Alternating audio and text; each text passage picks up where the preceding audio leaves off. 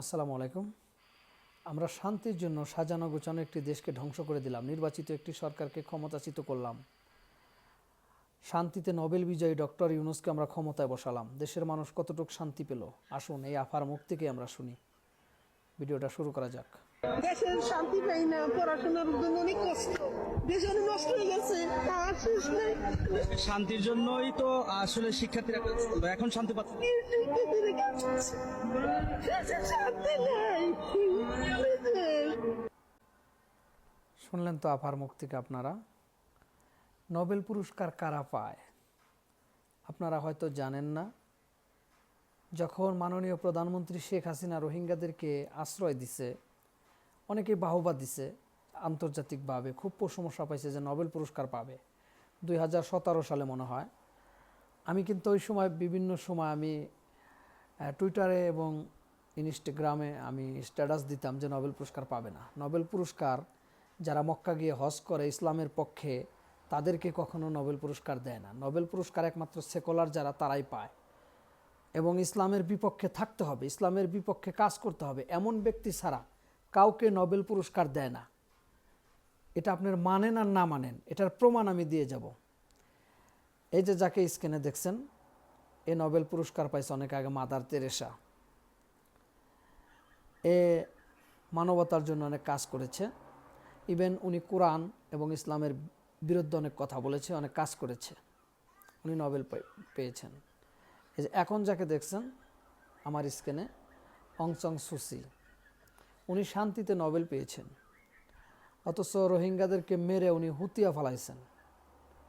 এই যে এখন যাকে দেখছেন বারাক ওবামা, উনি কৃষ্ণাঙ্গ, উনি কোন ধর্মের এটা আপনারাই জানেন, নোবেল পুরস্কার পেয়েছেন।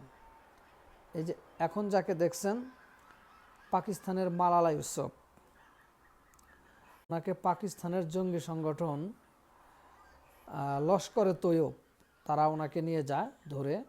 উনি ইসলামের বিরুদ্ধে অনেক কিছু লেখালেখির পরে তারপরে মালালা ইউসুফকে নোবেল পুরস্কার দিছে। এই যে এখন যাকে দেখছেন আমাদের প্রধান উপদেষ্টার ডাক্তার ইউনূস, উনি বক্তব্য শুরুতে আজ পর্যন্ত শুনছেন, উনি যে জাতির উদ্দেশ্যে অনেকবার ভাষণ দিচ্ছে, বিসমিল্লাহির রহমানির রহিম বলছে, শুনেন নাই? দেখান তো, উনি মক্কা গিয়ে হজ করেছে, উমরা করেছে, দেখাতে পারবেন? উনি এক ওয়াক্ত নামাজ পড়েছে, দেখাতে পারবেন? ওনার 84 বছর বয়স, নাম লাগাইছে ডক্টর মোহাম্মদ ইউনূস, ওনার মুখে দাঁড়িয়ে আছে? ওনার কোনো তাকুয়া আছে? দেখেন আপনি, মাথায় টুপি আছে? নাই। নোবেল পুরস্কার এরকম ব্যক্তিরাই নোবেল পুরস্কার পাবে। কিন্তু আমরা বাঙালি একটা অদ্ভুত জাতি, আমরা কোনো কিছু জানি না। ইসলামের পক্ষের কোনো ব্যক্তিকে নোবেল পুরস্কার দেয় না।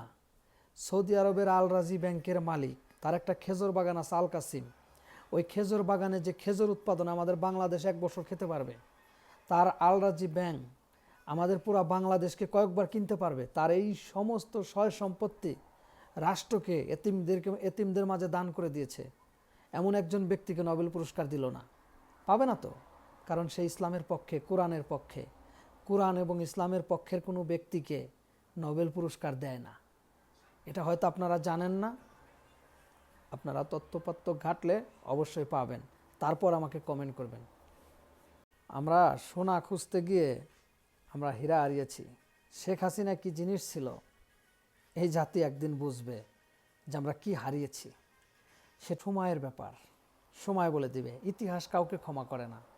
আজকে যারা বাহুবা পাচ্ছে ছাত্ররা, মির্জাফর একটা সুন্দর নাম, এখন গালিতে পরিণত হয়েছে তার কার্যকলাপে। এই সমন্বয়করা একদিন গালিতে পরিণত হবে, জাতি এদেরকে ধিক্কার জানাবে, ধিক্কার।